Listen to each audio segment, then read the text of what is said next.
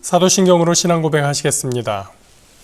전능하사 천지를 만드신 하나님 아버지를 내가 믿사오며 그 외아들 우리 주 예수 그리스도를 믿사오니 이는 성령으로 잉태하사 동정녀 마리아에게 나시고 본디오 빌라도에게 고난을 받으사 십자가에 못 박혀 죽으시고 장사한 지 사흘 만에 죽은 자 가운데서 다시 살아나시며 하늘에 오르사 전능하신 하나님 우편에 앉아 계시다가 저리로서 산자와 죽은 자를 심판하러 오시리라.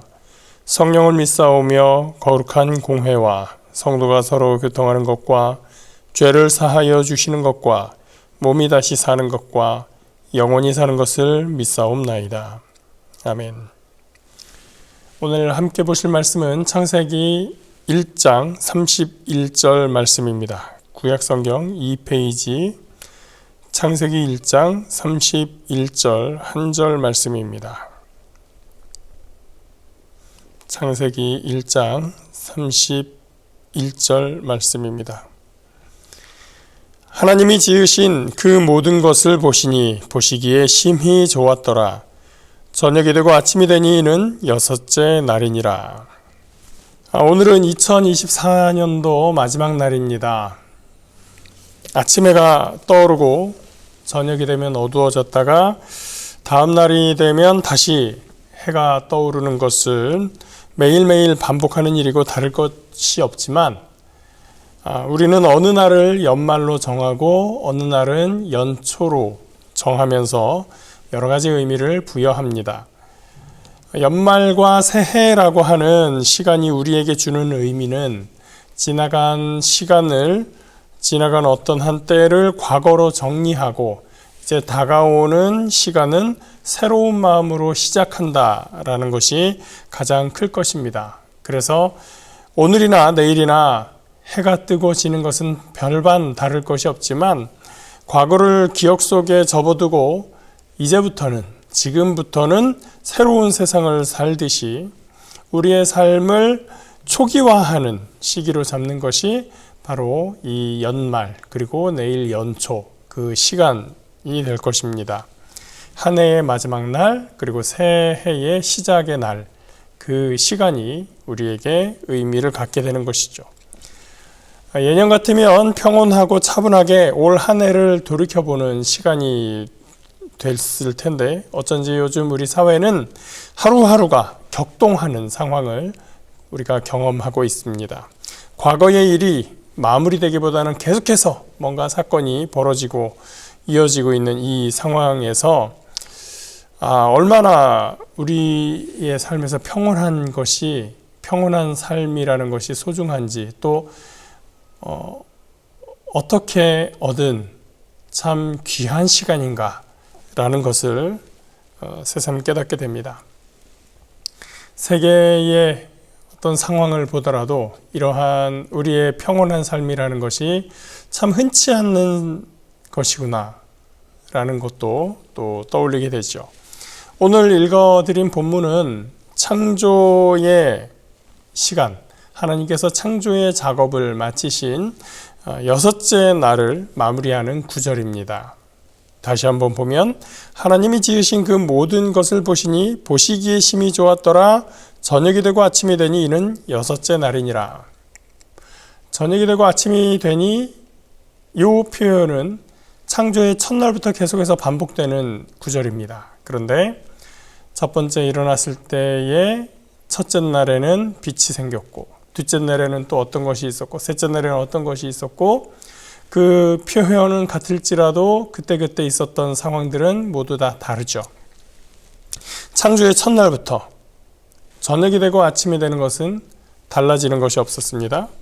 그러나 그 사이에 벌어지는 일들은 사건들은 엄청난 변화였었다는 것입니다. 그야말로 천지가 개벽하고 만물이 요동치는 그런 사건들의 연속이었습니다.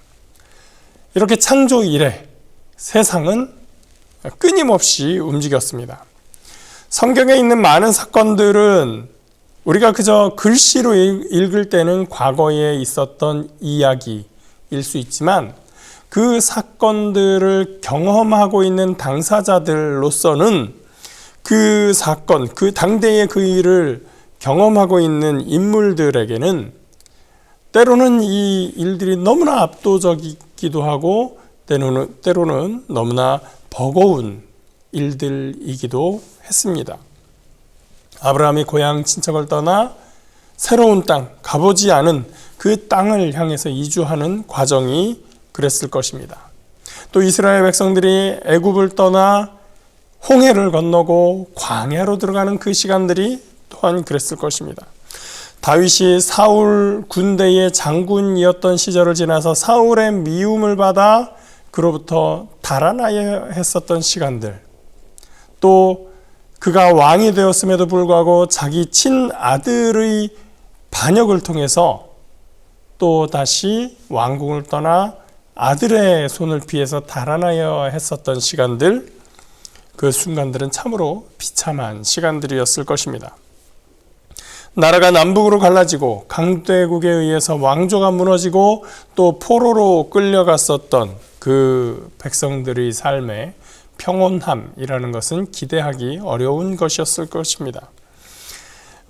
포로에서 돌아왔지만 여전히 이 백성들은 헬라 제국에 의해서 그리고 그 다음 로마 제국에 의해서 지배당하고 압제당하는 그런 삶 속에 있었습니다. 우리 주님은 그런 처지에 살고 있는 사람들에게 아주 연약한 모습으로 또 그렇게 보잘것없는 가정에서 태어나셨습니다. 그는 막강한 군사력을 동원하는 대신에 오히려 자신을 십자가에 내어주셔서 죽임 당하셨습니다. 우리는 그런 주님을 우리의 소망으로 삼는 사람들입니다. 왜냐하면 주님께서 그 죽음을 이기시고 다시 살아나셨기 때문입니다. 그리고 그분을 믿는 자는 누구든지 영생을 약속하셨기 때문입니다. 세상은 우리에게 때로 성경의 많은 사건들처럼 오늘도 거칠고 힘겹게 몰아치는 것 같을지라도 더 험한 환경에서 더 연약한 존재로 오신 그 예수님이 바로 우리의 소망이 되고 있는 줄 믿습니다. 그 이후에도 사도행전을 보면 예수님을 만나고 함께 지내고 그분의 죽음과 부활을 직접 경험했었던 그 사도들, 그리고 그 사도들의 제자들조차도 그 교회의 처음 시작부터 고난의 연속이었던 것을 알게 됩니다. 그러나 그들은 핍박과 고난 때문에 믿음을 떠나지 않았고 오히려 성령에 충만해서 교회를 위해서 헌신하고 주님을 위해서 자신의 삶을 드리는 그런 삶을 살아갔었습니다.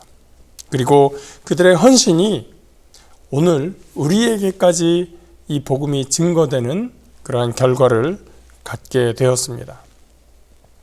저녁이 되고 아침이 되니 이 시간의 흐름은 똑같지만 그 안에서 벌어지는 사건들의 양상은 너무나 다양합니다.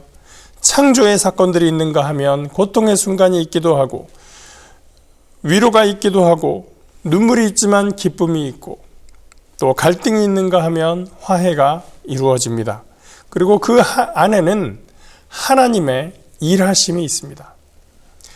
2024년의 마지막 날을 보내는 오늘 하나님께서 우리에게 주신 은혜를 돌아보며 감사하는 시간이 되시길 바랍니다. 오늘 이 나라에 벌어지는 사건들은 과거에도 우리가 겪었던 일이기도 합니다. 이 나라가 때로는 더 가난한 때도 있었고 또 부패한 시기도 있었고 더 험난한 때도 있었습니다. 그러나 믿음과 소망으로 오늘까지 이렇게 훌륭한 나라에 살고 있습니다. 과거에 부끄러웠던 역사를 반복하지 않고 그리스도의 사랑과 정의가 살아있는 나라가 되기 위해서 기도해 주시고 또 마음을 모았으면 좋겠습니다. 우리의 삶도, 우리 한 해의 삶도 하나님 나라의 백성으로서 합당한 삶이었는지 또 부족하고 연약함이 있었던 것은 무엇인지를 돌아보고 그래서 이제 새 한 해가 우리에게 어떤 삶으로 다가오게 될 것인지를 잘 정할 수 있는 시간이 되기를 바랍니다.